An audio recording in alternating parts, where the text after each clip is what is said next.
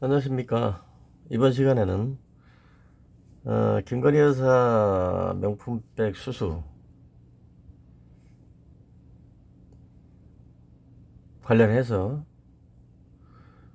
어, 종합적으로 정리를 해서 말씀을 좀 드리도록 하겠습니다.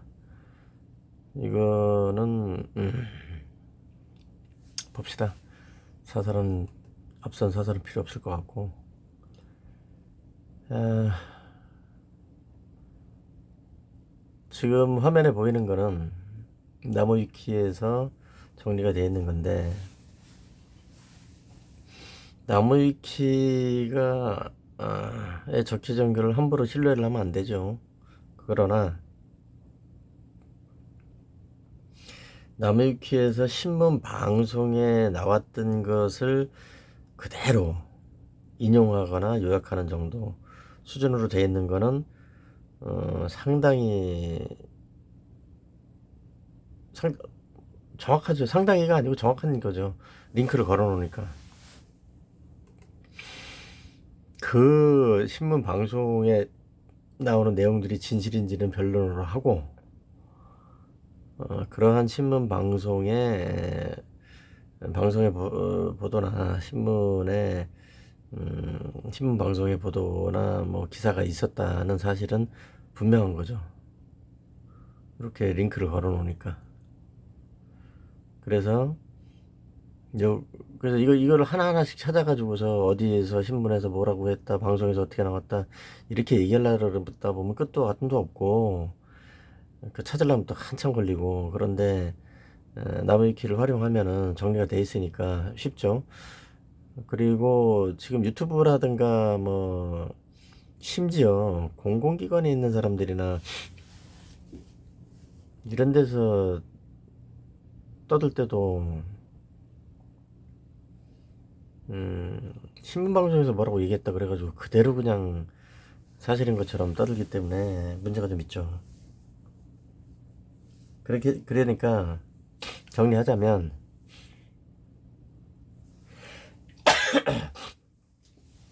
그게 진실인지 여부, 진실한 사실인지 여부는 변론으로 하고, 신문 방송에서 어떻게 떠들었다,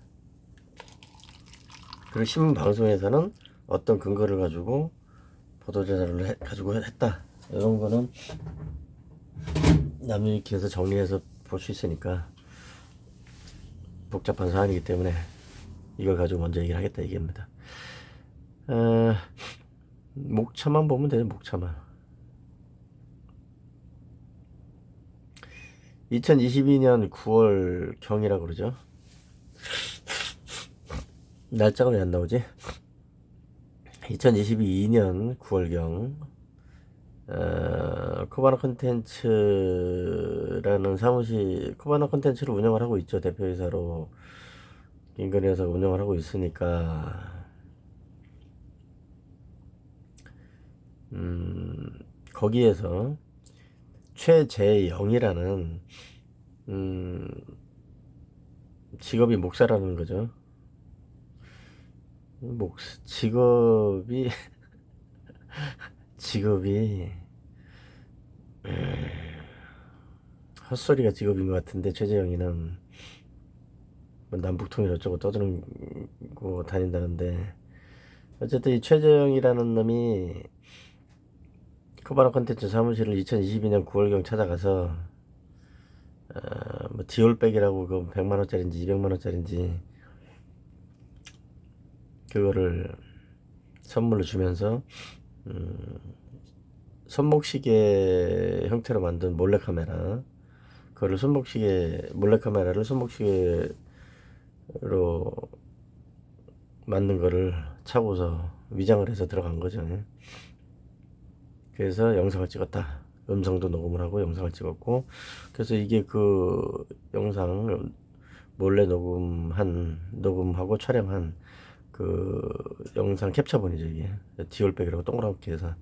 이건 서울의 개은종이가 하고, 이 잡범들 몇 놈이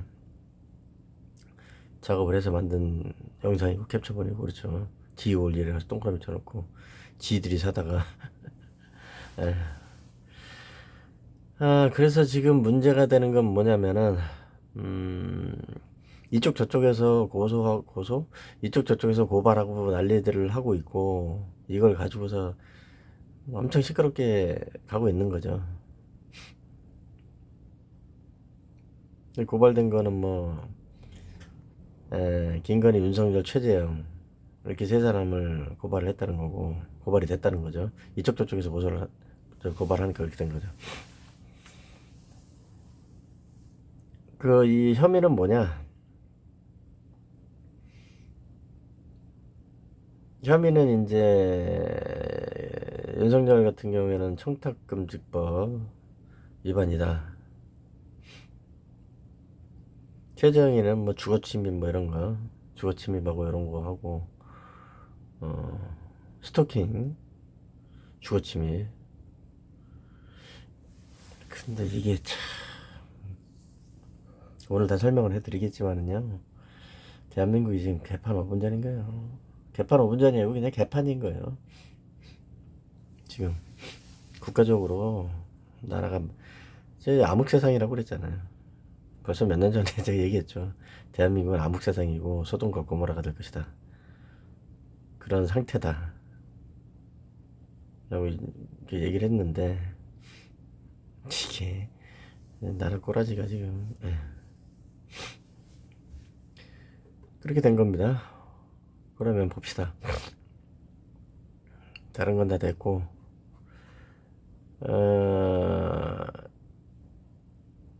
중앙지검에다가 고소고발을 했다는 건데, 고발을 했다는 거죠. 각각 이쪽 저쪽에서 고발을 했다는 건데, 이거에 대해서 그 검찰총장,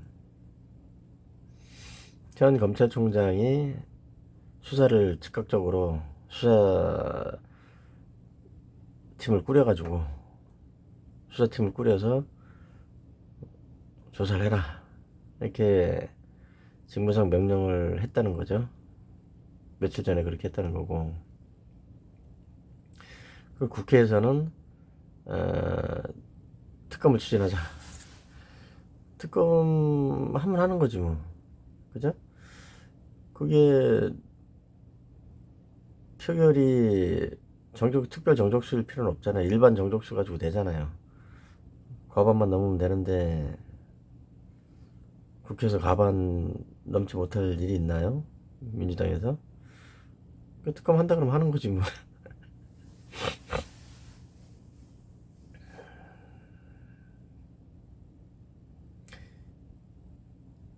그런 상황입니다. 그러면 앞서서 결론부터 먼저 말씀을 드리자면,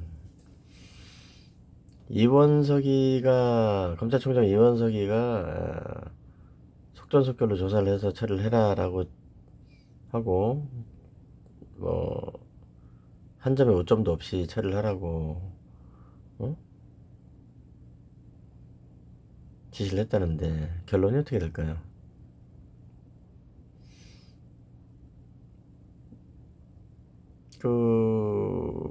이명수라는 놈이 서울의 개소리 그 기자라는데, 걔하고 서울의 개소리 그 개은종이하고 얘네들 싹 다 깜빵 갈 겁니다. 그렇게 끝날 거예요. 그리고 김건희, 윤석열은 처벌받을 일 없고 그렇게 처리가 될 거예요. 그러면 왜 그렇게 되냐? 왜 그렇게 되긴 법이 그런데. 한 점 남김없이, 한 점의 의혹도 흠도 없이 법대로 처리하면 그렇게 된다는 거예요. 내 얘기는. 뭐 또 복잡하게 따질 거 있나요? 그만한 걸 가지고 무슨 그 백은종이하고 최재형인가 걔하고 백은종이하고 지올백 사다가 공작했다는 이명수하고 그런 애들 다 깜빡 가면 되잖아요. 이명수는 왜에 대해서 고발을 왜 안 하는 거예요? 그거? 제목을 못 찾아서? 연병하고 있네. 아유, 그게 제목이 없어요? 미안합니다. 이 꽃가루 뭐 이런 것 때문에 또 비염이 있어가지고. 제목이 없어서 이명수 아니야? 얘를 처벌을 못 하나요? 말이 되는 소리를 해야지. 뭐 하는 거야 이게? 이명수라는 새끼가 어디서 그 가짜는 그 손가방 하나 사다가 응? 뿌락치로 심어가지고서 최재형이라는 애가 아니지. 저 노인네지 저거. 노인네도 요즘 뭐 한 90살은 돼야 노인네지. 최재형이라는 저놈을 뿌락치로 심어가지고서 어? 해코지 하려고 비방하려고 어? 들여보냈다는 거 아니에요. 최정이라는 놈이 김건희 여사한테 계속 그 연락하고 해가지고서 작업을 하고 속된 말로 에? 그랬다는 거 아니에요. 그러면은 작업한 놈들이 들어가면 되는 거고 저 100만 원인지 뭔지 저게 뭐가 문제가 되는 거지 대체. 그렇잖아요. 근데 법적으로는 쉽지 않아요. 그리고 법적으로 어떻게 돼 있다는 건 별개 문제고 정치적으로 또 문제가 될 수도 있죠. 그렇죠? 법하고 정치적인 건 전혀 별개로 간다는 거는 이번 지방선거에서 많이들 보셨을 거고. 보십시다. 그러면 이거를 어떻게 접근을 해야 되는지. 지금 이거는 뭐 특검이고 뭐고 나발이고 뭐고 안에 따를 거 없어요. 결국은 법대로 해야 되는 거 아니에요. 그렇죠? 법대로 하면 되지 뭐. 결국은. 그럼 법적으로 어떤 문제가 있는지에 대해서 제대로 얘기해 주는 사람이 거의 없다 지금. 거의 없어요. 그리고 윤석열 대통령실이나 뭐 그쪽에서도 그렇고 신문 방송이나 기자들도 이거에 대해서 제대로 얘기하는 사람이 별로 없는 것 같아요. 그렇게 많이 찾아보진 않았지만 그냥 있는 그대로 전달만 할 뿐. 그래서 그 점에 대해서 이게 법적으로 무슨 문제가 있는 건지, 왜 제가 그 김건희 윤석열 처벌될 일 없고 최장희하고 그 뒤에 배후에 있는 놈들까지 싹 다 깜빵 갈 것이라고 얘기를 하는지에 대해서 말씀을 드리도록 하겠습니다. 이걸 보려 그러면은 여기 보시면은 국민권익위원회, 국가인권위원회라고 나오죠. 얘기가 왜 나올까? 중앙지검은 또 왜 나올까? 국가권익위원회, 국민권익위원회, 국가인권위원회가 튀어나오는 자체가 뭡니까? 그리고 검찰이 튀어나오는 자체, 대통령실이 튀어나오는 자체, 이런 장난을 하는 자체가 뭐예요? 한국이 암흑 국가가 됐고 소돔과 고모라가 됐다는 걸 의미하는 거예요. 따져봅시다. 왜 이 얘기가 나오는지. 지금 청탁금지법 위반으로 해서 고발을 했다는 거죠. 서울의 개소리 측에서는 청탁금지법 위반이다. 청탁금지법 위반이 뭐길래 그거를 이런 장난을 하고도 지들이 고발을 하고 이런 일이 생겼는지 청탁금지법을 봐야 되겠죠. 봅시다. 왜 청탁금지법 얘기가 나오는지. 부정청탁 및 금품 등 수수유 금지에 관한 법률입니다. 법률 명칭이. 이 청탁금지법은 언제 생겼겠어요? 청탁금지법은 박근혜 때 생긴 거예요. 2016년도에. 봅시다. 연역을 한번 볼까요? 2016년 9월 28일 날, 제정은 2015년 3월 27일 날 했고, 시행은 2016년 9월 28일 날 했어요. 청탁금지법에서는. 이게 왜 그럴까? 좀 이상하지 않으십니까? 이거를 보시면서 이상하다는 생각이 안 들면 정상이에요.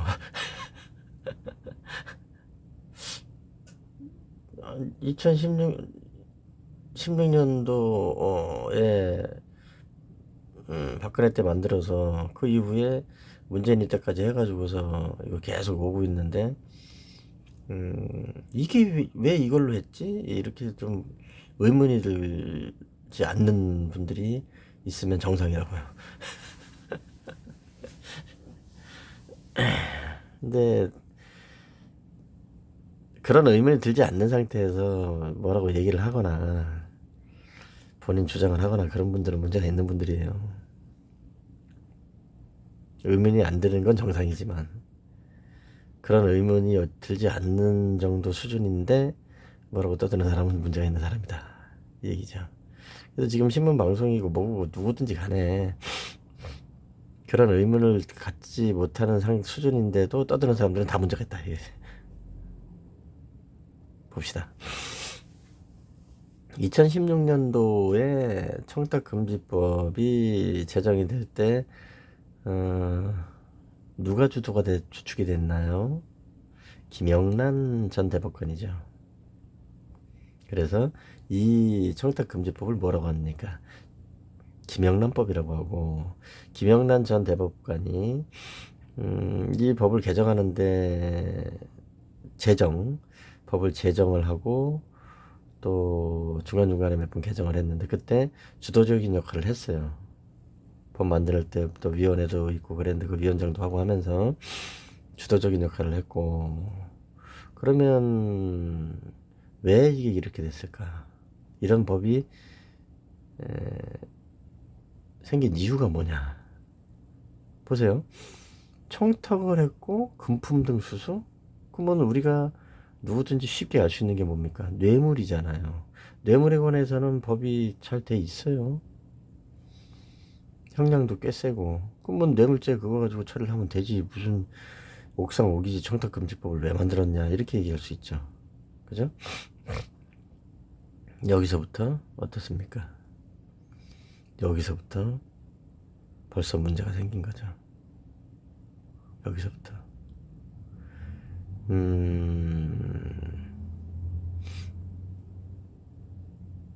왜 그러냐면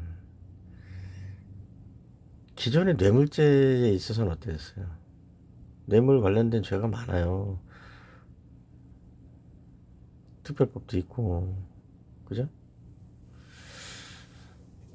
그렇게 꼼꼼히 다 뇌물 관련된 범죄는 세분해서 잘 만들어놨는데 이거를 왜 또 만들었냐?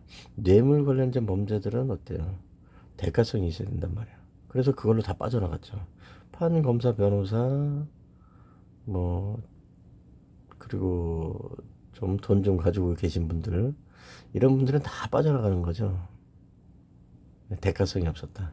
빌려준 돈이다. 말도 안 되는 장난질을 해서 판사 새끼들이 짝짝꿍이 돼서 다 풀어주는 거죠.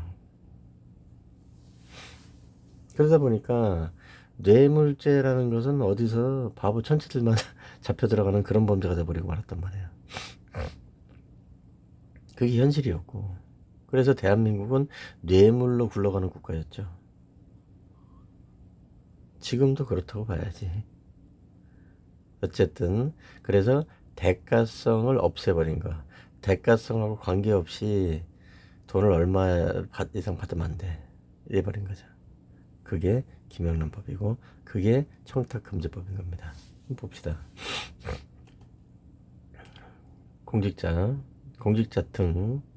그래서 공직자 등이라고 하는 것에 대해서 이 청탁금지법을 공직자 등에 대해서 적용한다고 그랬는데, 뇌물이나 이런 경우에는 그 공직자나 공직자 배우자나 누구나 이렇게 해가지고서 이렇게 같이 처벌을 해요. 거기서는 알고서 했거나 그럼 처벌한다든가 뭐 그런 조항들이 쭉 있는데, 이 청탁금지법은 어떻게 돼요? 공직자 등이라고 해놓은 게 공직자나 준공무원들 아닌 경우에는 빠지는 거예요. 그러니까 어떻게, 김건희 여사는 처음부터 청탁금지법 적용 대상 자체가 아니란 얘기예요. 처음부터. 뭐겠어요.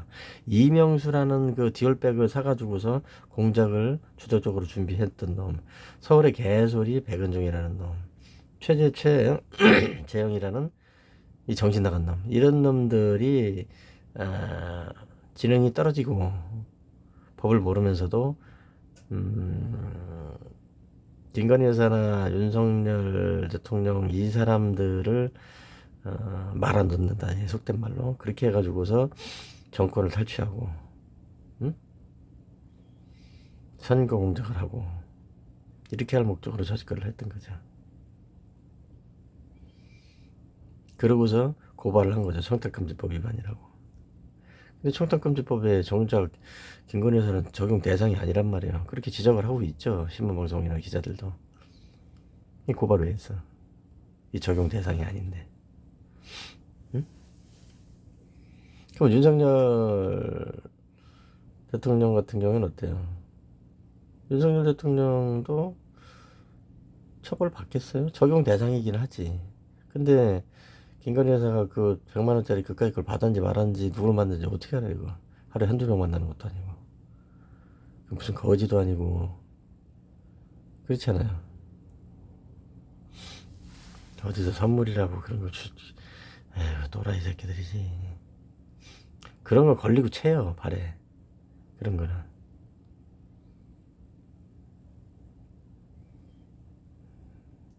그거를 뭐 선물이라고 거지들이, 아유. 좀 비싼 걸 하든가 하지, 그지.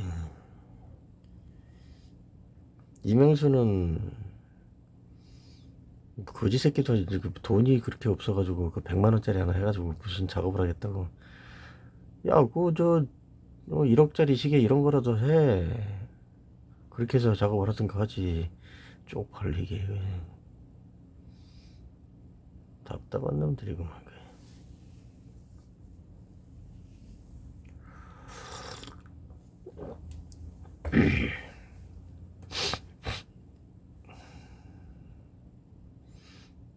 노무현이도 1억짜리 시계는 받았다 그러잖아.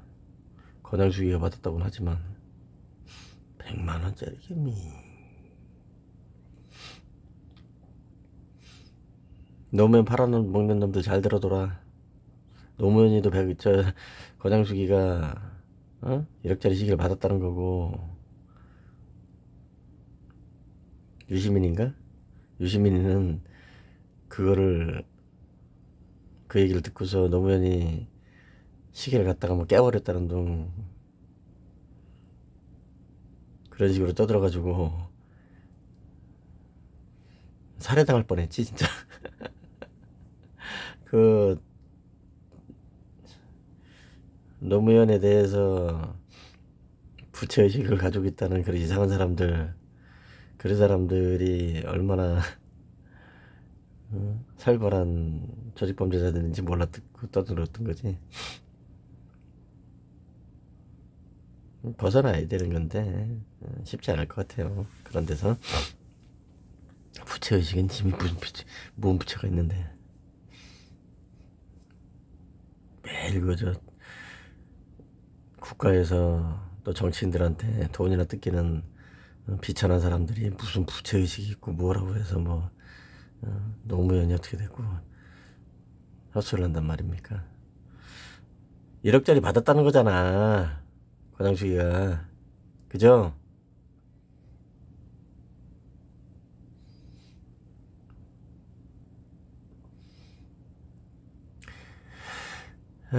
그래서 처음부터 애당초부터 이건 아니었던 거죠.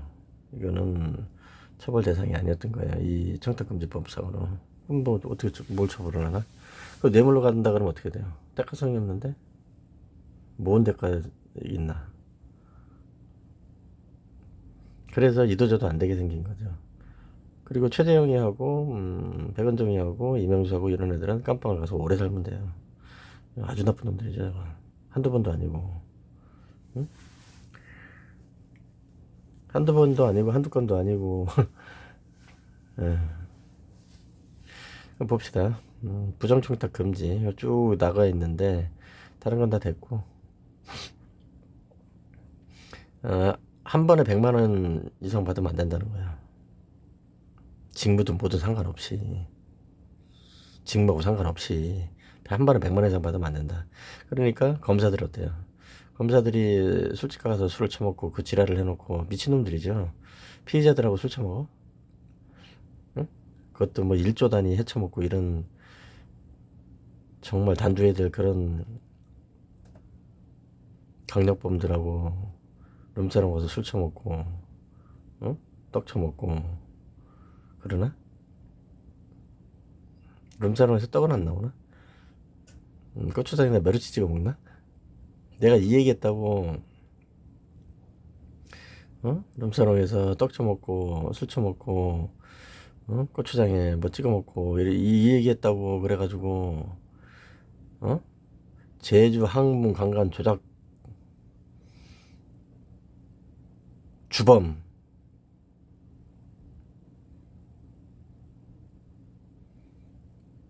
트위터 대화명 깐딘 본명이 김문이라고 본인이 떠들고 다니는 그 자와 연인 관계였다가 결혼을 했다는 트위터 대화명 리멤버 골뱅이 발리꼬리안 박응양이었다가 박지원으로 개명했다는 쥐가 떠든 거이고 내가 무슨 뭐 그 이름을 개명사실이나 이런 걸 떠들었다고 그렇게 허위사실 유포한 새끼들 그거 다 처벌해야 되는데 경찰서의 일부 짭새들이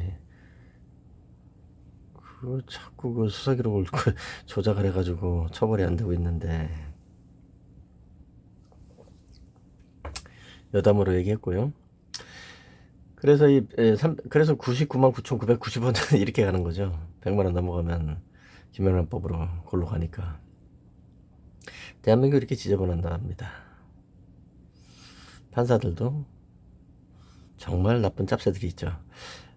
그리고 300만 원 이상 회계 연도라 그러니까 뭐 1년 잡으면 되겠죠. 1년 회계 연도. 회계 연도에 300만 원 이상은 안 된다는 거죠. 누산에도. 그리고 이제 직무와 관련돼서는 그렇고 직무와 관련 없이 우리 직무 관련해 가지고선 뭐 5만 원 이상은 안 된다. 직무와 관련돼선 일치 안 된다. 뭐 그랬다가 3만 원 했다가 뭐 5만 원 했다가 장사가 안 되니까 이게 마피아 국가지. 뇌물이나 돈이 들어가질 않으면 일이 안 되니 이러고 국가 경제가 휘청거릴 정도면 이게 국가입니까? 범죄 집단이지. 국민들만 허군 거지. 근데 국민들 중에서 일부가 또 아우성인 거죠. 장사가 안 돼요. 명절날 장사가 안 되고 지금까지 명절날 돈을 얼마나 쳐매겼다는 거예요, 공무원들한테. 끔찍한 일이죠. 그래서 멕시코 마피아가 있는 거고 대한민국뿐만이 아니고 전 세계 국가를 봤을 때 범죄자들이 국가를 운영하는 국가가 훨씬 더 많아요. 숫자가.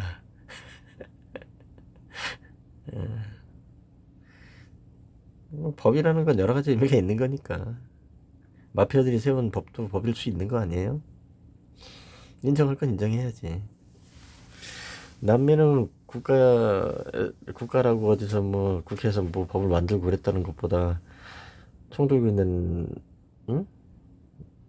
그 사설 조직들 마피아들이 만든 법이 더 무섭죠. 에이, 대통령 같은 거야. 막 공개적으로 죽여버린 것만 이거. 한국이 그런 꼴이죠 지금. 총만 없다 뿐이지. 그렇잖아요. 저거 백은종이하고 저 새끼들 저거 마피아 범죄자들하고 뭐가 다릅니까? 총만 안 들었다 뿐이지. 응? 대통령 암살하고 영부인 암살하고 그런 거밖에 더 돼. 그잖아요. 내 말이 틀렸어요? 멕시코에서 그러잖아요. 예전에 멕시코뿐만 아니죠. 뭐 콜롬비아부터 해서 쭉 그냥 남미에서 아주 엉망을 떨치고 뭐 아프리카도 그렇지만 아프리카 어떤 나라에서는 가나인가 콩고인지 가나인가 어디서 대통령이 음? 외부 행사 아프리카에서 하다가 오줌 싸가지고 그거를 찍힌 거예요. 그냥 기자들이 계속 많이 있다 보니까. 근데 그게 방송에 나간 거지. 그래서 그 기자들 없어져 버렸잖아요. 본인들이 그걸 찍고 싶어서 찍은 것도 아닌데 그 방송 나왔다고 없어져 버렸어요. 그 뒤로는 뭐 지금 해외에서 있었던 일이라 아프리카 쪽이라 그게 후속 보도나 이런 거는 덜하지만 죽었겠지다. 최소한이에요. 죽은 것도.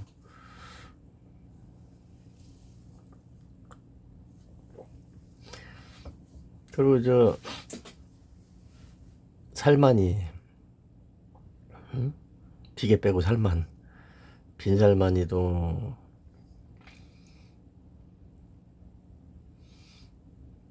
지 비판하는 사람 외교관으로 대사관이야 어디야 그걸로 불러다가 토막을 내서 죽여버리고 그런 혐의가 있다는 거죠. 그런 거예요. 그래서 한국 상황을 냉정하게 인정할 거 인정하고 인식할 거 인식해야죠. 암살하는 방법은 여러 가지가 있는 거고 그걸 어떻게 인정을 해주고 합니까? 나라 꼬라지가.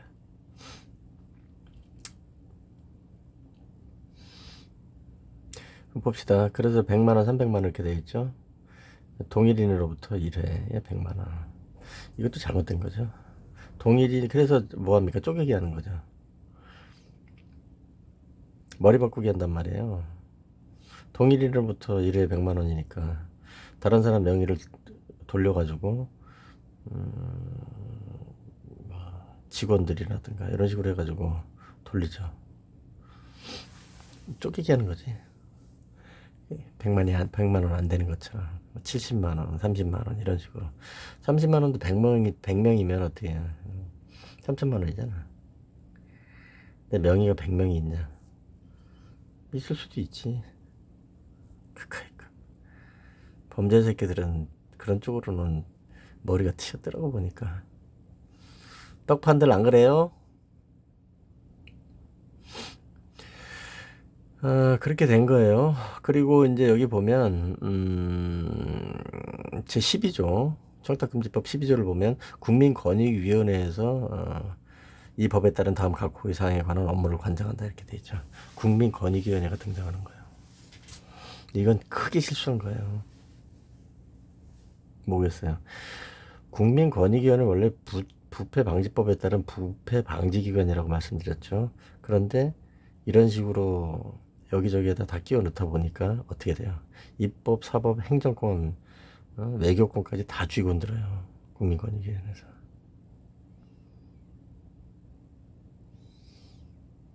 부패방지기관, 최상위 부패방지기관이 돼버린 거죠. 근데 부패방지뿐만이 아니고 이런 식으로 끼어들다 보니까 입법, 사법, 행정, 외교까지 개별적이고 구체적인 사항까지 다 껴들어서 주접을 떤다니까 권익위에서. 다 범죄인데도 범죄질을 해요. 이렇게 규정이 있다 그래서 우리가 할 수 있다 이런 식으로. 응? 그게 싼 것들이죠. 여기 12조 4호를 보면 신고자 등에 대한 보호 및 보상 이런 거 있잖아요. 근데 여기서 보호에 중점을 둬야 됩니다. 뭡니까? 신고자를 보호한다 그러죠. 그죠? 국민권익위원회에서 신고자를 보호한다. 그런데 어때요? 허위 신고를 했으면 어때요? 허위 신고를 했으면 수사기관으로 사건 갔으면 그건 무고가 되는 거고 뭐 청원이나 이런 형태로 해가지고서 들어갔다 그러면 모해 청원이 되는 거죠. 처벌해야 되죠. 근데 권익위에서 어떻게 하고 있습니까? 이 무고한 자들, 무고를 아무렇지도 않게 저지른 자들을 보호를 하고 앉아 있는 거야. 어떤 방법으로? 죄 없는 사람들을 갖다가 서류를 가짜로 만들어가지고 처벌하고 이런 식으로 합니다. 제주 항문 강간 납치, 감금 등 조작 사건에 가담한 자들 줄 잡아서 지금 6, 70명 되는데, 최소한 6, 70명 되는데 이 자들에 대한 정보를 내놓지 않고 있어요. 문재인이 이 새끼도 마찬가지고. 그러니까 형사 사건, 수사기관에서 형사 사건을 이 마무리돼서 이것이 사실이 아닌 걸로 드러난 상황에서도 신고자를 보호한다 그래가지고 정보를 안 내놓습니다. 앞서 말씀드린 내용을 다시 하자면, 제주 항만관광 납치 조작 사건의 피의자들, 명예훼손 등으로 명예훼손 모욕으로는 처벌을 받았지만은, 그리고 유죄 판결 확정이 됐지만은 무고 사건이나 이런 것들에 대해서는 아직도 다투고 있는데, 이 사건 명예훼손 보복, 그리고 그 자들이 도리어 저를 상대로 성범죄를 저지르고 이런 것들이 있었기 때문에 그런 것들을 고소를 했죠. 고소를 해서 지들이 조사를 받고 있었어요. 근데 영장 청구가 되는 등 다급해지니까 담당 경찰이 저한테 청탁을 받았다, 이런 식으로 해가지고서 무슨 청탁을 받아요? 근데 청탁을 받아가지고서 수사 기물을 빼돌리고 뭐하고 했다 그래서 부패로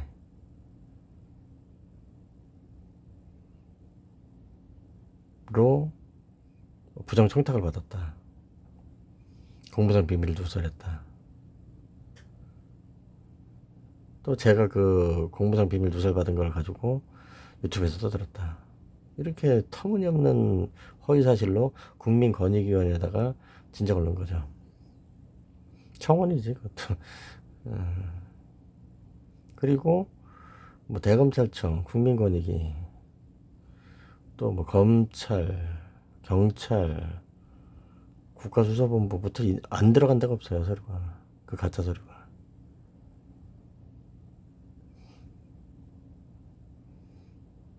정말 나쁜 것들이죠. 개 잡것들이죠, 이거. 제주 서부경찰서에 이 사건 담당했던 것들은 저거 다 사형시켜야 됩니다. 저것들. 이렇게 뭐 청탁을 했다는 그런 말도 안 되는 거짓말을 해가지고 지들이 무고 저지른 걸 갖다가 에 대한 처벌, 수사와 처벌을 회피한 거예요. 그 짓을 주도적으로 했던 것이 국민권익위원회고, 그리고 다른 수사기관들에 대해서는 이 사건이 이제 형사적으로 일부 종결이 나면서 정보를 공개를 했어요. 그리고 경찰들 같은 경우에는 정보 공개 안 하다가 행정소송 해가지고 패소를 하니까 정보 공개를 했단 말이야. 정보 공개 해주라고 법원에서 판결을 해주니까 정보 공개를 했는데, 국민권익위원회에서는 서울행정법원에서 패소 판결, 정보를 공개를 하지 않은 거에 대해서 그 처분을 취소한다, 공개해라, 이렇게 판결이 났는데도 공개를 안 하고 버티고 있죠. 그리고 이러한 사항에 대해서 광주 아니구나, 서울 관련된 사안에 대해서 서울행정법원 제2부에서 붙어먹었다, 범죄를 가공했다, 이 말씀을 드렸었던 겁니다. 서울행정법원 2부, 지금은 재판부가 바뀌지 않았겠지, 얼마 안 됐으니까. 서울행정법원 2부에서는 권익위원회의 범죄에 가공한 거죠. 판사고 재판이고 뭐 판결이고 나발이고 다 필요 없고, 불법에 판사가 가담을 했으면 그 판사는 뭐 범죄가 안 됩니까? 판결 형식으로 해가지고 지졌으면은 범죄가 안 돼요?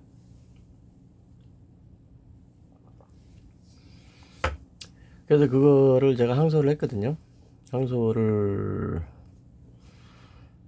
했는데 서울고등법원에서 기각을 했죠. 항소를 기각하면서 판결문에 한 장이라고 그랬죠. 제1심의 판단을 그대로 따르겠다. 그래서 그게 민사법하고 어디하고 이렇게 규정이 있기 때문에 그대로 해서 한다 해서 한 줄이라고 그러죠. 한 줄. 한 장도 아니야. 한 줄이야. 판결 이유는 한 줄. 제1심과 같다. 정신질환자 새끼들이죠. 예. 제1심에서 위법한 판결을 했는데 그거를 고등법원에서 모를 리가 있어요. 아무리 모자란 것들이라도. 고등법원 판사들 그렇게 우스울 수 없는 사람들이에요. 그 법을 모른다는 게 말이 됩니까? 말도 안 되는 얘기지. 그리고 이거는 사실관계는 따질 것도 없어요. 너무 명백하기 때문에. 정보공개 안 했으니까. 법리적인 얘기인데 고등법원 판사가 서울행정법원 2부에서 판사들이 그만한 걸 몰랐겠어요? 전혀 엉뚱한 판례를 갖다 놓고 그 지랄을 했는데 어쨌든 그래서 권익위원회에서 개입을 한다는 얘기죠. 근데 권익위원회가 지금 어때요? 범죄의 소굴입니다.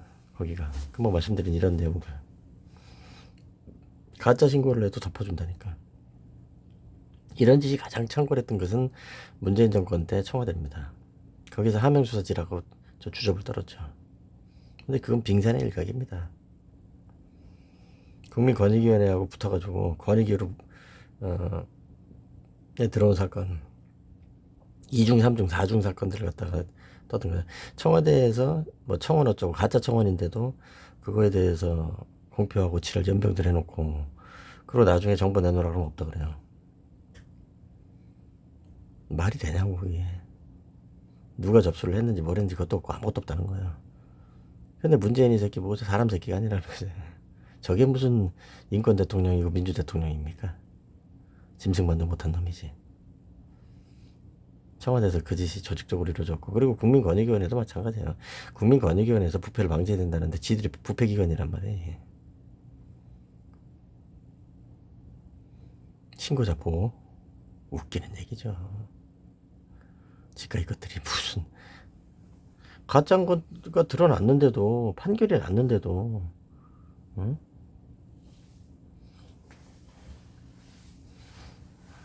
세상 끔찍한 것들이에요. 그리고 이제 거기에 방조 등 적극적으로 가담한 경우도 있고 방조한 이런 그 경찰 수사 담당 직원들에 대해서 서울 북부지방법원에서 미친 듯이 선배 청구 기각을 했죠. 서울 북부지방법원에서 경찰들. 민간인도 마찬가지고 이 국가가 이게 마피아 소굴이고 그래서 제가 말씀드린 겁니다. 대한민국 사법부는 사법화동이 올 수밖에 없다. 올 것이다. 언제가 됐든지 올 수밖에 없다. 이거는. 이럴 순 없는 거예요. 한두 명도 아니고 한두 건도 아니고 그리고 법원에서 판결이 난 것까지도 법원에서 무시를 하면 어떻게 됩니까? 대법원에서 확정까지 난 그런 것들을 무시하고 주접을 까는 새끼들이 있으니 그게 무슨 판사입니까? 그리고 나는 이런 내용들을 단순히 그냥 투정 부리는 식으로 이렇게 끝내지는 않을 생각이 없어요. 나는 판사고 나발이고 간에 몇 명이 됐든지 간에 사법부고 뭐든 간에 잘못이 있으면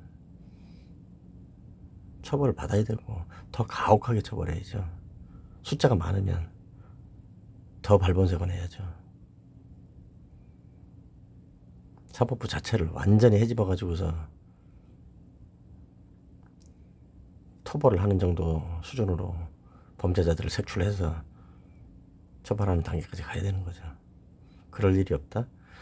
윤석열 검찰에서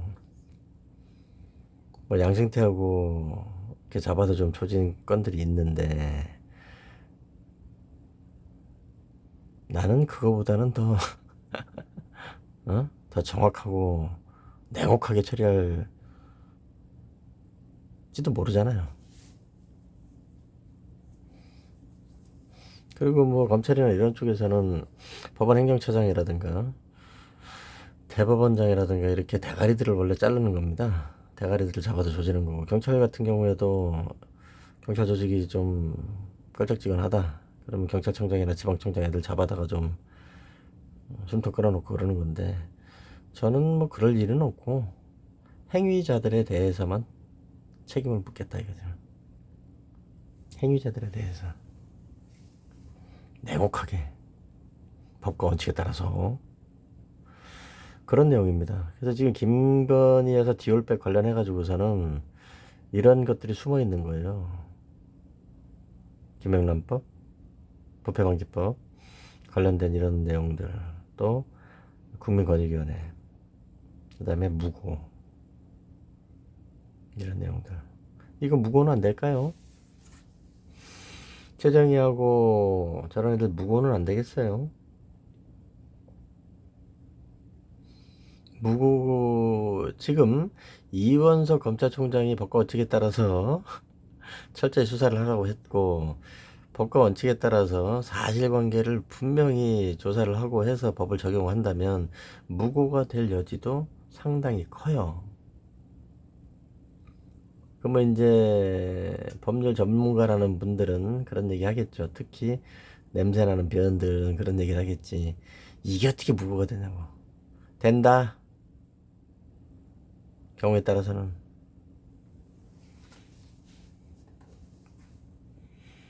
더 떠들지 마라. 그리고 무고죄는 강화를 해야죠. 누구에 대해서 무고를 했든지 간에. 윤석열 대통령 어떻게 생각하시나 모르겠네. 약속을 안 지키는 사람이라 떠들어봐야 소용도 없겠지만은. 자, 청탁금지법이 생기게 된 이유에 대해서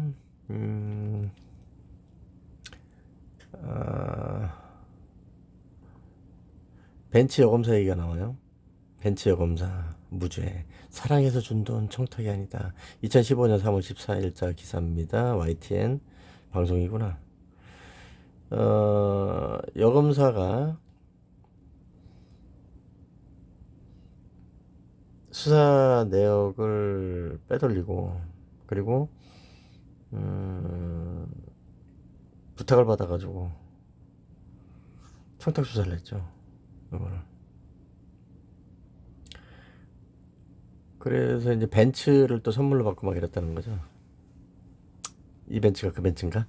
흰색 벤츠 유행이었지. 이 흰색 벤츠가 아주 유행이었어요. 근데 이게 2010년경에 있었던 사건인데, 5년 후인 2015년도에 대법원에서 무죄가 나와버린 거죠. 5년 걸렸네. 이런 것들이 영향을 줬어요. 근데 이 사건뿐만이 아니죠, 사실은. 나무위키를 보면 부패방지법, 저 청탁금지법이 2016년대에 만들어진 그 계기에 대해서 검사들이 뇌물 받아먹고 이 짓을 좀 이상한 짓을 해가지고 그랬다는 취지로 이 벤처 검사하고 또 다른 건에서 두 건을 예로 올려놨는데, 두 건이 수천 건이 넘죠, 사실은. 그래서 특히 이 검사라든가 이 수사기관에 있는 애들 돈 받아 묻혀먹고 이 짓거리를 하고서 처벌 안 받는 게 문제가 됐던 거예요. 이 벤처 검사 무죄가 되는 거예요. 이유가 뭐냐? 대가 관계가 없다. 그리고 그 사람을 사귀고 있었어요. 청탁한 그놈을 사귀고 있었다고. 벤처 검사가 사귀었다고. 사귀던 관계예요. 그러다 보니까 이제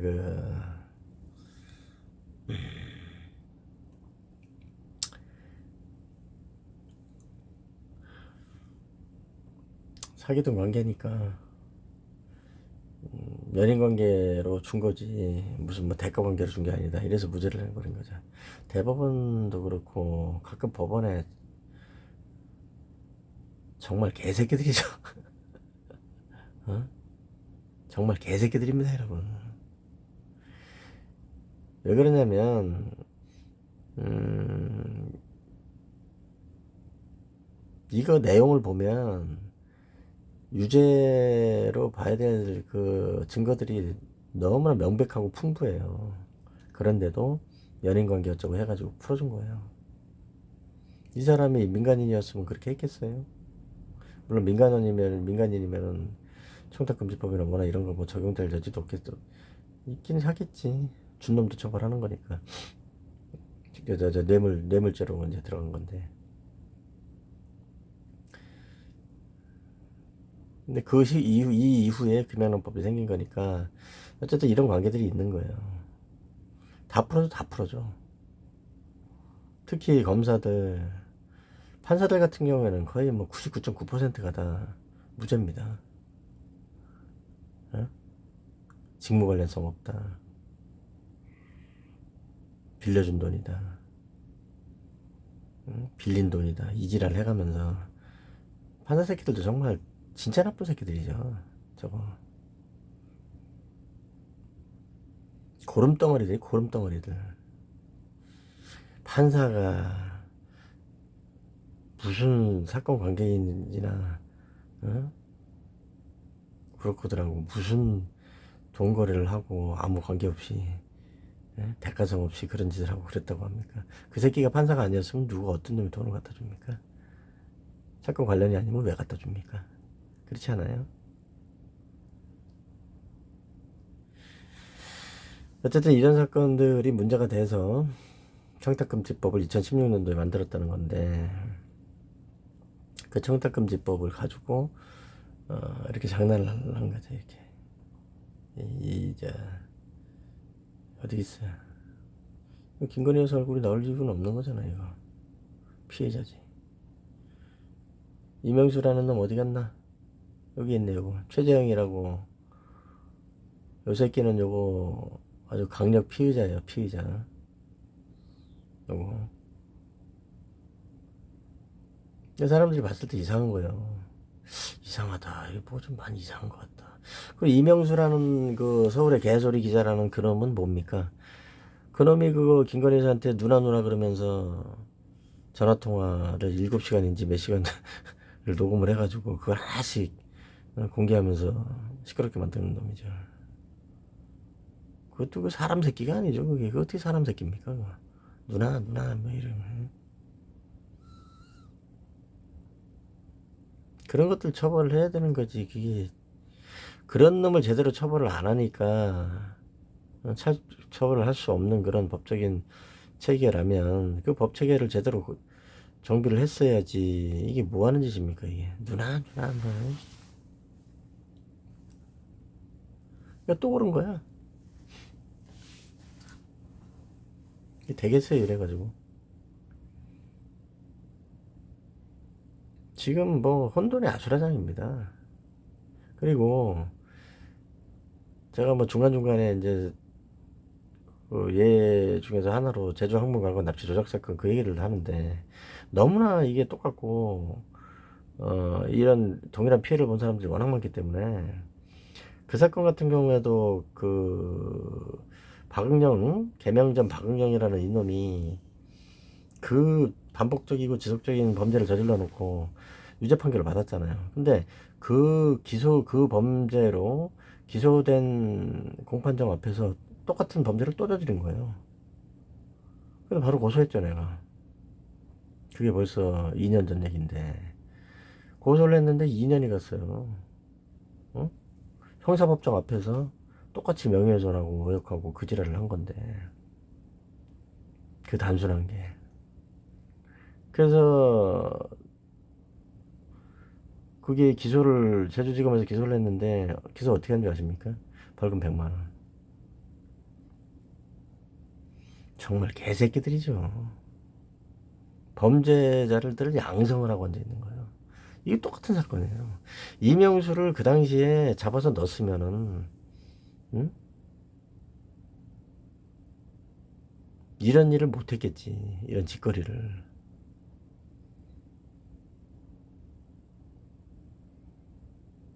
뭐 대통령 부인한테 그랬다 그래서 그런 게 아니에요. 내가 지금 이게 지금 누구한테라도 이런 짓거리를 하면 되겠어요? 응?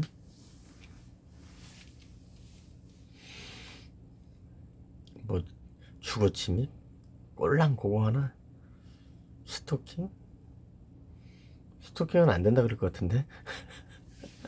스토킹이라 그러면 이명수를 잡아넣어야지. 그 새끼는 스토킹한 거 맞지? 공익을 위해서 뭐 이딴 소리 떠들겠죠 또. 형사법정 가봐라. 판사들이 뭐라 그러나 그딴 소리 떠들나. 이렇게 된 거예요. 그 다음에 한 가지 또 얘기를 하자면 이해충돌 방지법이 있거든요. 이해충돌 방지법이 또 하나 만들어졌죠. 이거 매우 중요합니다. 지금 이해충돌 방지법은 안 나오고 있는데 윤석열 측, 김건희 여사 측에서는 법은 잘 알지만은 이게 어디서부터 잘못된 건지 어떻게 처리를 해야 될지 뭐 정신을 못 차리니까 제대로 못 짚고 있는 거고, 서울의 개소리 측, 그런 조직범죄자들 측에서는 뭐 아는 게 없고 무식하니까 그러는 건데, 사실은 공직자 이해충돌 방지법이 이 사안에서 문제가 되는 거예요. 이 관련된 직결되는 사안이 공직자 이해충돌 방지법이란 말이에요. 무슨 얘기냐면 봅시다. 공직자 이해충돌 방지법은 2021년 5월 18일 날 만들었어요. 5.18. 그렇게 놓고 2022년 5월 19일 날 시행을 하고 있단 말이에요. 응? 문재인이 때 만들어가지고 지금 시행을 하고 있는 거죠. 2022년 5월 19일 날. 근데 이게 지금 판사, 검사들은, 판사, 검사, 변호사 얘네들은, 특히 판사, 검사들은 거의 100% 이거 위반이에요. 법대로 하자면. 봅시다. 공직자는 국가공무원법, 지방공무원법에 따른 공무원이에요. 그죠? 그 밖에 공무원으로 인정된 사람. 공직자는. 고위공직자는. 다 됐고, 밑에 뭐 있어요? 마항. 3호 마항. 고위공직자. 고등법원 부장판사급 이상 법관이에요. 대검찰청 검사급 이상 검사예요. 고위공직자. 그죠? 그럼 일단은 공직자를 한번 봅시다. 공직자하고 고위공직자하고 이해충돌 되는 거는 기피를 해야 되는 거예요. 본인이. 회피해야 된다. 회피. 본인이 회피를 해야 돼요. 자, 그럼 이게 왜 문제가 되는지 한번 봅시다. 지금 내가 대법원에서, 우리 대법원에서 전담법관제를 한다 그래가지고 2015년도부터인가 몇 년도부터 해서 지금 1년에 3명씩 뽑아 제끼고 있다고 말씀드렸죠. 그 중에서 어때요? 변호사가 있단 말이에요. 변호사가 태반이지. 근데 이 변호사들 중에서 그 남부지방법원 그 전담법관으로 있는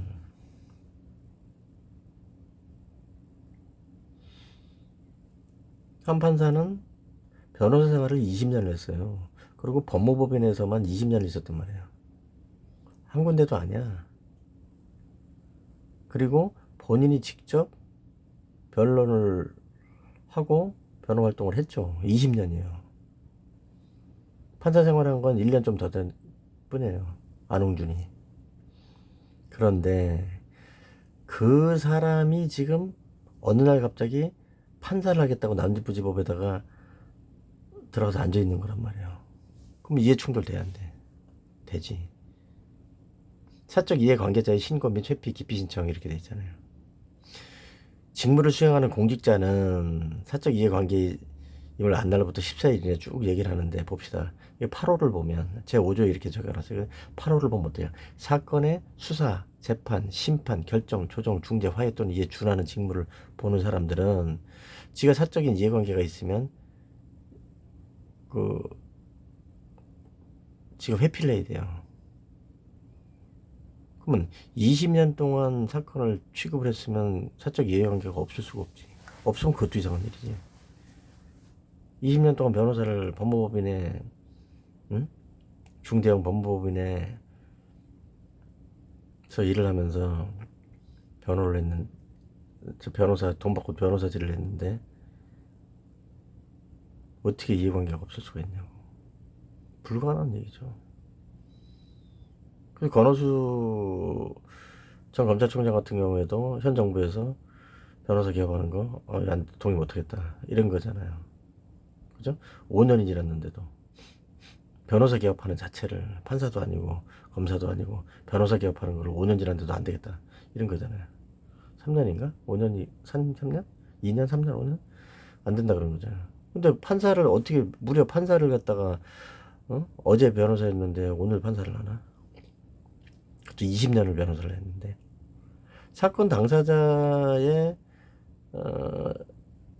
그러니까 본인이 판사로서 사건 당사자로 들어온 사람들의 이전 사건을 취급을 안 했을 리가 없다고. 법인 같은 경우.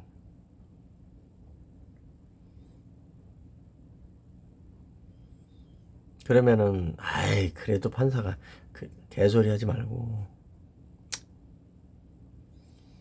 제도적 보장을 해야 되는 거지. 무슨 양심이 어쩌고 그런 소리를 하나. 우리 김명수 전 대법원장 어떻게 생각해? 이전 대법관들이나 법원 행정처장 이런 사람들은 어떻게 생각하나? 그 좋은 머리로 이거 문제 되겠어요 안 되겠어요? 되죠. 응? 법률 위반에 해당되는 사람들이 태반 이게 그 100%라는 거야 내가. 응? 이해관계 사적 이해가 그러니까 아니 돈 받고 변론을 했던 사람이 지가 변호사로서 돈 받고서 변론을 했는데 그 사람이 다른 사건을 하겠다고 왔으면은 사적 이해관계가 왜 그게 사적 이해관계라고 하는 거지. 그럼 그게 공적 이해관계야? 변호사가 공인이야? 공인? 공무원이야? 돈 받고 해놓고. 그리고 심지어 어떤 경우가 있냐면 법리가 같은 경우들도 있어요. 대부분 그렇겠지. 자 봅시다. 은행 같은 경우에는 금융법인 아닙니까? 그죠? 그럼 은행에서 사고치고 범죄 저지르고 이래가지고 변호사한테 돈 좀 맡겨가지고 졌든 이겼든 법리가 있을 거 아니에요. 변호사로서 이기면 이긴 대로 지면 진 대로. 그죠? 근데 본인이 그 사람 그 법인의 그 금융법인의 동일한 범죄 행위에 대해서 나중에 판사가 돼가지고서 그걸 재판한다. 그럼 이게 말이 안 되잖아. 어? 그럼 누구 편 들겠어? 편을 들 수밖에 없는 거예요. 그거는 안 그러면 지가 그 전에 변론했던 게 서로 양립할 수가 없잖아. 돈 받고서 이 금융회사 직원, 이 금융회사는 책임이 없어요. 이러고 주장했을 거 아니야. 그죠? 근데 똑같은 사안이 나중에 발생을 했는데 그거에 대해서 지가 판사로 있으면서 그 법리는 그게 아니지. 그럼 그 전에 거짓말했단 얘기야? 그 전에 돈 받고 변론하면서 거짓말했단 얘기냐고. 한두 건이 그렇겠어요? 내가 지금 조사 중이야. 내가 얘기했지. 사법부당이 올 수 있다고.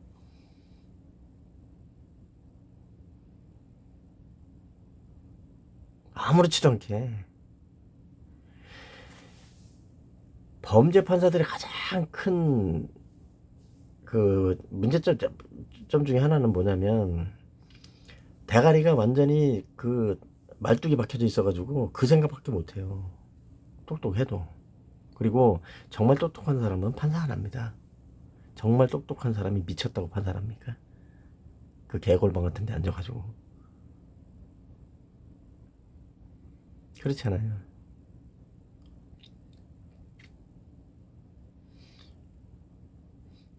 뭐 정말 똑똑한 사람이 판사를 할 수도 있겠죠. 그러나 범죄 판사는 안 하지.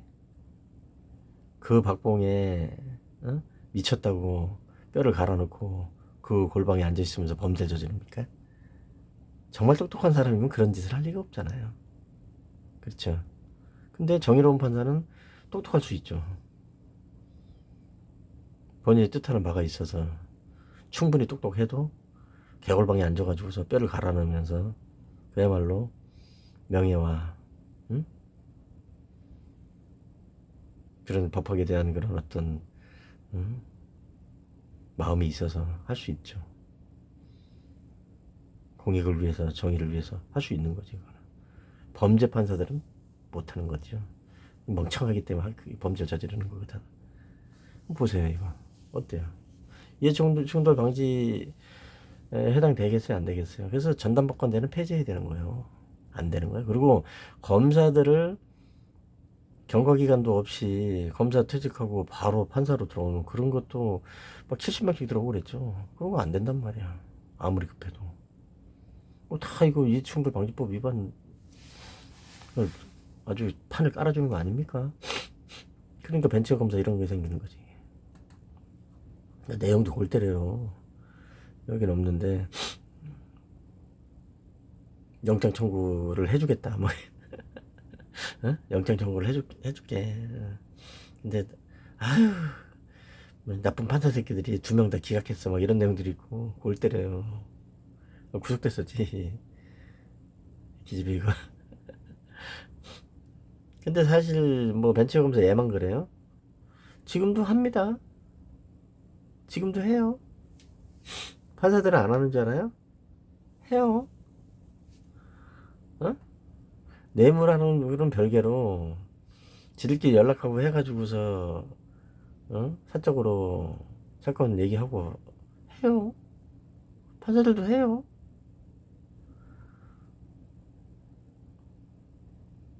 판사들이 거짓 판결 해요.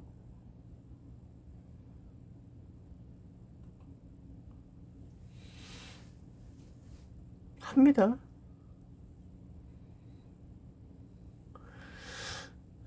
이런 과정에서 이런 토대 위에서 이런 토양에서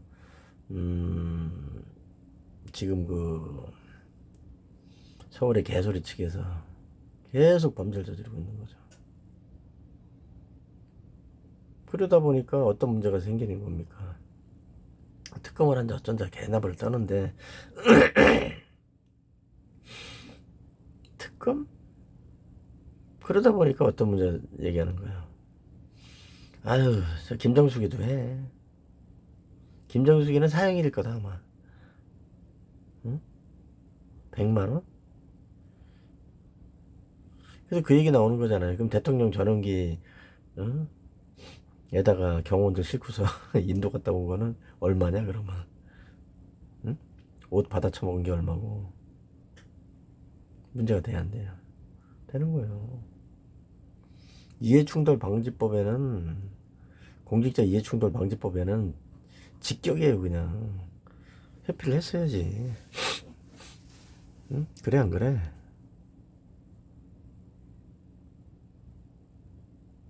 판사들 말이에요.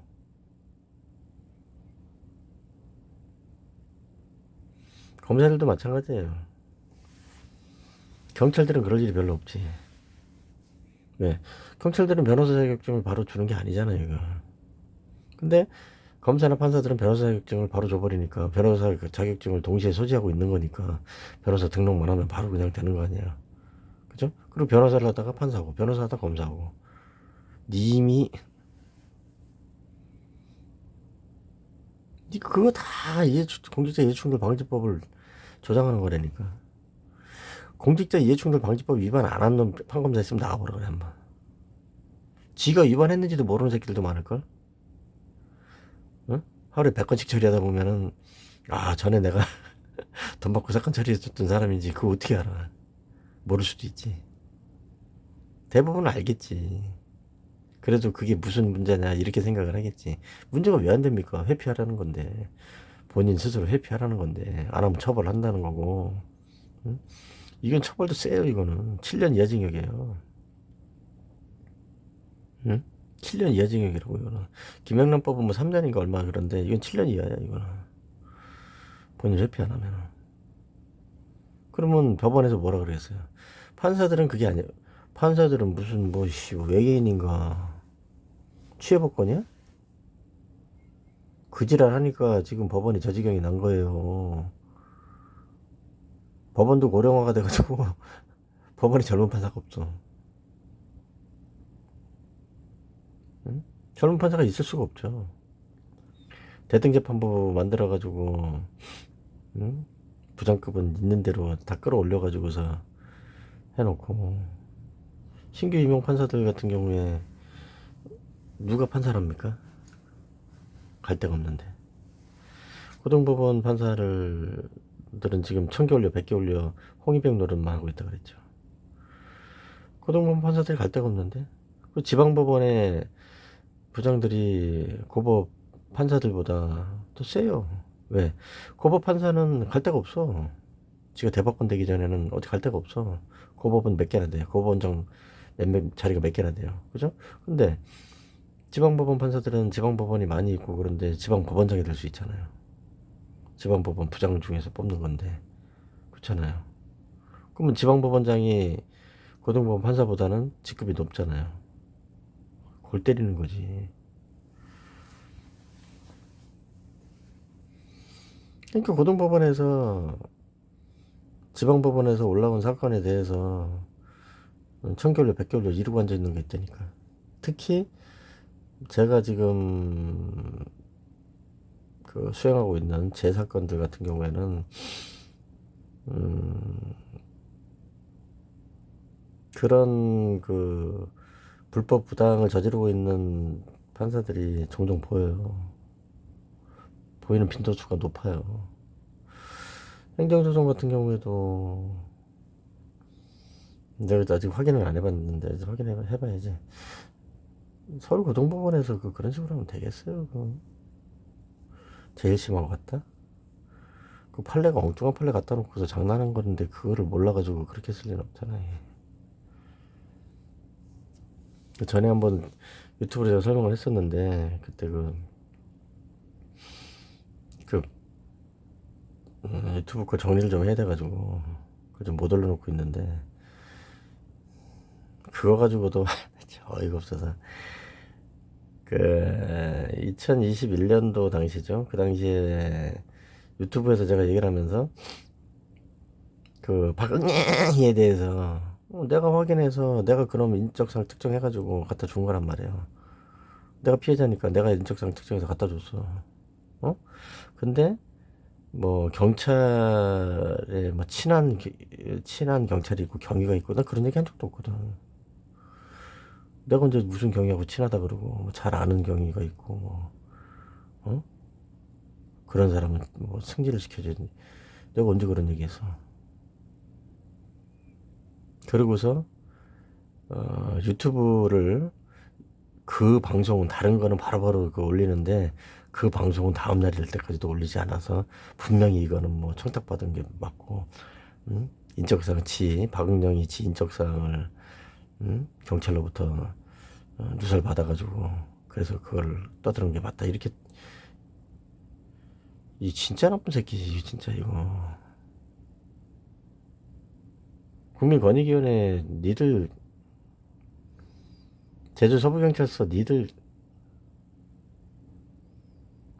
그때 유튜브 저기 뭐예요 그 유튜브는 뭐 바로 올리질 않았다고? 유튜브가 바로 올라가는 게 아니야. 어? 멍청해가지고 유튜브가 바로 올라가는 게 아니에요. 이거 생방송을 하더라도 어? 이거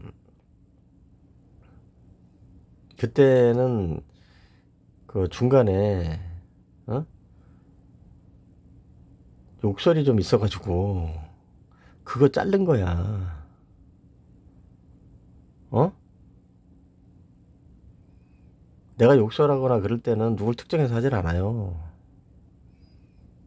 욕 먹을 만한 무슨 뭐 저 고위 공직자들이나 어?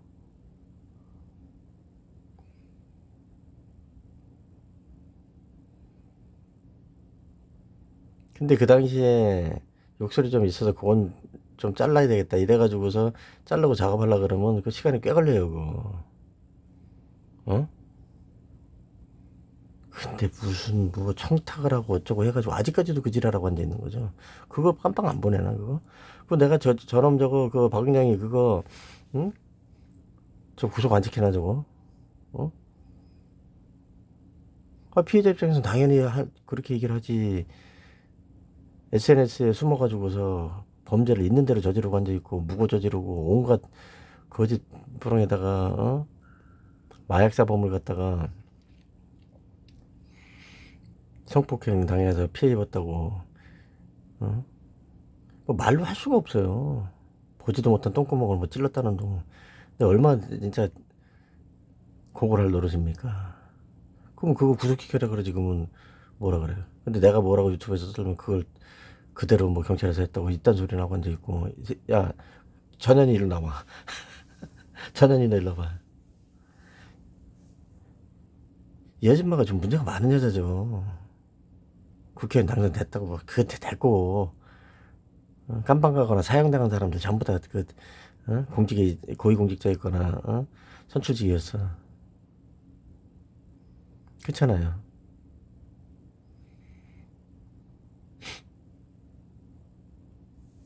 국회의원 당선됐다 그래서 면피가 될 줄 알고 그 짓을 하지 말아야 되는 거예요 처음부터.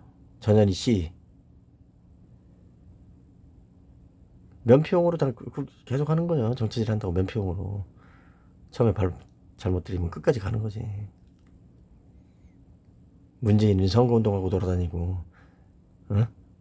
직전 대통령이란 놈이 선거운동하고 돌아다니고 아유 나라 꼬라지가 지금 1시간 17분 됐네. 뭐 이런 내용입니다. 그래서 요거를 좀 이해하시기는 쉽지 않아요. 제가 이해충돌 방지법하고 청탁금지법을 사례로 들고 벤치 검사라든가 이런 거 사례를 들어서 말씀드렸는데 청탁금지법은 고발한 죄명이기 때문에 뭐 아시는 분들이 꽤 있겠지만 이게 공직자 이해충돌 방지법하고 어떤 관계 있고 국민권익위원회하고 위원회하고 어떤 관계가 있는지 앞으로 어떻게 될지에 대해서 아는 사람은 별로 없는 것 같아요 보니까. 대대적으로 개편해야 됩니다. 공직자 이해충돌 방지법은 당연히 있었어야 되는 거고 국민권익위원회라든가 법원, 판사들, 검사들 싹 다 개편해야 됩니다. 경찰에서 자체적으로 정리하고 그리고 판사나 그 검사들도 입건해서 처벌할 사람들은 처벌하고 서둘러서 하세요. 검찰에서 뭐 나서서 떠들고 할 일도 아니에요. 이 김건희 여사 사건도 마찬가지예요. 이거. 김건희 여사 사건이 아니지 서울의 개소리 사건이지 이거는. 이게 서울의 개소리 사건이지 어떻게 김건희 여사 사건입니까? 응? 명품백 떠드는데 디올이 무슨 명품인지 모르겠고 100만 원짜리가 무슨 명품인지. 에휴.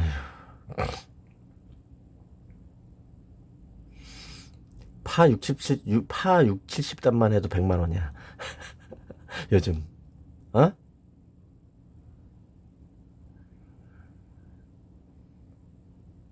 이런 얘기들을 듣고 김건희 여사가 어? 여사라고 부르기 싫은 놈들이 많이 있겠지. 근데 누워서 똥 싸봐야 지바지만 더러워지는 거지.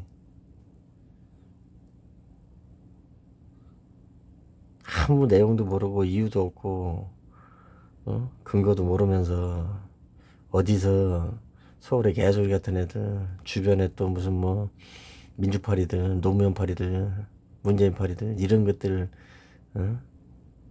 얘기 듣고서 떠드는 사람들 얘기입니다. 국당 쪽도 마찬가지고 국당 쪽에 권성동이나 뭐나 그게 사람 새끼들입니까 그게. 그런 것들을. 민정수석실 부활했다면서요? 약속 지키세요. 윤석열 대통령은 약속을 지키라고. 약속 안 지키면 사람이 아닌 거예요. 약속 안 지키면 본인도 깜빡합니다. 여기까지 하겠습니다. 알아듣기 힘드신 분들은 알아듣지 않으시면 되고, 알아들으실 수 있는 분들만 알아들으시고, 그렇게 하시면 되죠. 오늘도 새벽이다.